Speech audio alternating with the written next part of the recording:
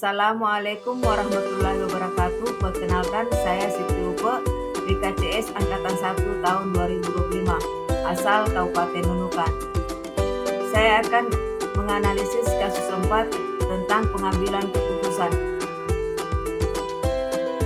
Ada 9 langkah pengambilan keputusan dalam kasus ini. Langkah pertama, apa saja nilai-nilai yang saling bertentangan dalam kasus tarik? Ada 2 nilai-nilai yang bertentangan dalam kasus ini. Yang pertama adalah kejujuran dan keadilan, di mana mengatakan kebenaran demi Nina.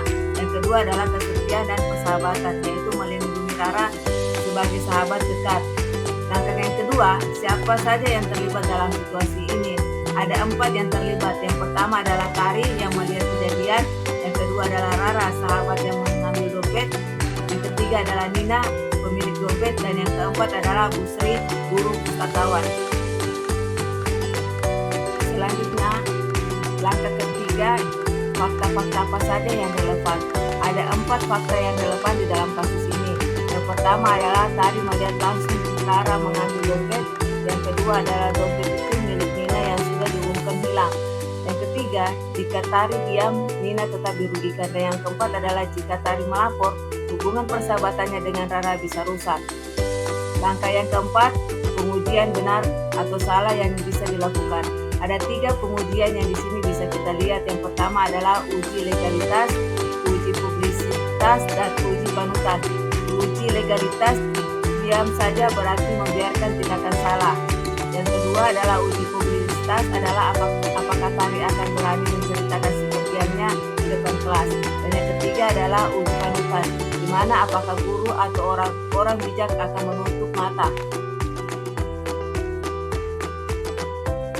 Selanjutnya, langkah kelima adalah paradigma benar lawan benar, yang mana muncul kebenaran vs kesetiaan antara jujur demi Nina atau setia pada sahabat Rara. Yang kedua adalah individu vs komunitas, yaitu melindungi Rara individu atau menekankan keadilan untuk semua atau komunitas. Langkah yang keenam adalah prinsip resolusi yang mana bisa dilakukan. Ada 3, yang pertama adalah dampak jangka panjang, kejujuran akan membawa kebaikan bagi banyak pihak. Yang kedua adalah aturan yang jelas, barang temuan harus dikembalikan. Dan yang ketiga adalah jika Tari berada di posisi Nina, pasti ingin sahabatnya jujur. Langkah ketujuh, yaitu opsi kreatif, adil dan bijak. Apa yang bisa dilakukan Tari? Ada 3 opsi kreatif, adil dan bijak yang bisa dilakukan oleh Tari, yaitu menasihati Rara secara pribadi agar segera mengembalikan dompet sebelum masalah diketahui orang lain. Yang kedua adalah jika Rara tetap keras kepala, Tari bisa mendampingi Rara untuk menyerahkan dompet ke Bu Sri agar Rara tidak merasa sendirian. Yang ketiga adalah jika semua cara gagal, Tari perlu melaporkan ke Bu Sri demi keadilan bagi Nina. Selanjutnya, langkah ke-8, yaitu ayat apa yang diambil oleh Tari dalam kasus ini, yaitu Tari sebaiknya menasihati Rara secara pribadi agar mengembalikan dompet. Jika Rara tidak mau, Tari harus berani melapor ke Bu Sri, karena menolong orang lain yang dirugikan lebih penting daripada menanggung perbuatan salah sahabat sendiri. Dan langkah yang terakhir, yaitu langkah ke-9, pelajaran apa yang didapatkan Tari dari kasus ini. Ada 3 pelajaran yang diambil oleh Tari dalam kasus ini. Yang pertama adalah persahabatan sejati bukan hanya tentang menutupi kesalahan, tetapi menolong sahabat agar tidak terus berbuat salah. Yang kedua adalah menegakkan kebenaran memang berat, tetapi menunjukkan integritas.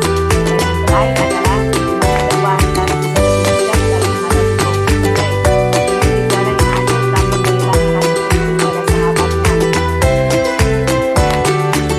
Kesimpulan, baik untuk Rara maupun Tari, yaitu pelajaran utamanya adalah kejujuran dan tanggung jawab lebih berharga daripada keuntungan sesaat atau rasa takut kehilangan teman. Demikian analisis kasus saya dengan menggunakan 9 langkah pengambilan keputusan. Terima kasih.